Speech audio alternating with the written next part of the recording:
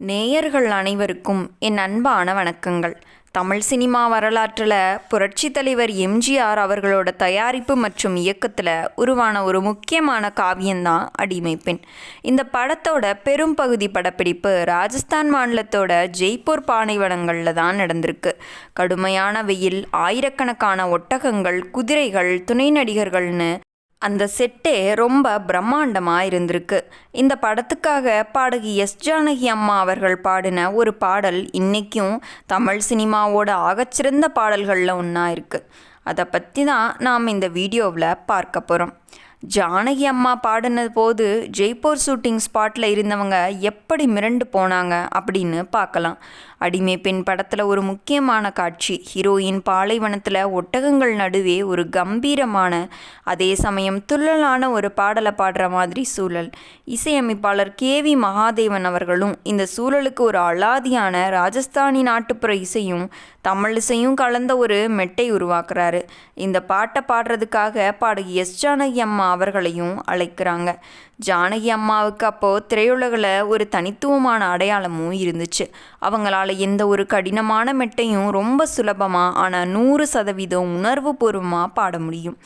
பாடல் பதிவிற்காக ஜானகி அம்மா ஸ்டுடியோவுக்கு வர்றாங்க. KV மகாதேவன் மெட்டை வாசித்து காட்டினதும் கவிஞர் வாலி எழுதின வரிகள் அவங்க கைகளில் கொடுக்கப்படுது. அதுதான் காலத்தை வென்றவன் நீ, காவியமானவன் நீ என தொடங்கும் பாடல். இந்த பாடலோட பல்லவியை விட சரணத்தில் வர்ற சில சங்கதிகள் ரொம்பவே கஷ்டமானது.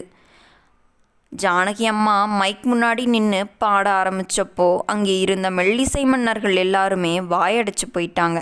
தன்னோட அசாத்தியமான மூச்சு பயிற்சி மூலமாகவும் குரல் வளம் மூலமாகவும் அந்த அதிவேகமான வரிகளை ஒரு இடத்துல கூட பிசிறு தட்டாமல் ரொம்பவே கம்பீரமாக பாடி முடித்தாங்க ஜானகி அம்மா.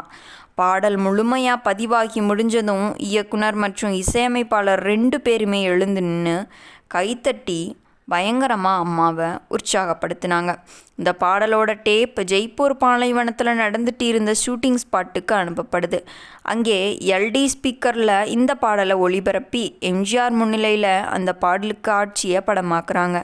பாடலில் ஜானகி அம்மாவோட குரல் ஒலிச்ச அந்த வேகம் அங்கே இருந்த ஆயிரக்கணக்கான துணை நடிகர்களையும் ராஜஸ்தான் உள்ளூர் மக்களையும் அப்படியே கட்டி போட்டது. பாடலை கேட்டு முடிஞ்சதும் எம்ஜிஆர், ஜானகியோட குரலில் ஒரு அலாதியான காந்த சக்தி இருக்குது, இந்த பாட்டு படத்தோட மிகப்பெரிய பலமாக அமையும். தியேட்டர்களில் இந்த பாடலுக்கு பயங்கரமான வரவேற்பும் கிடச்சிருச்சு. ஜானகி அம்மாவோட இந்த அசாத்தியமான திறமையை பற்றி நீங்கள் என்ன நினைக்கிறீங்கன்றதை மறக்காமல் கமெண்ட்ஸில் சொல்லுங்கள். நாளைக்கு வேறு ஒரு வீடியோவில் பார்க்கலாம். நன்றி, வணக்கம்.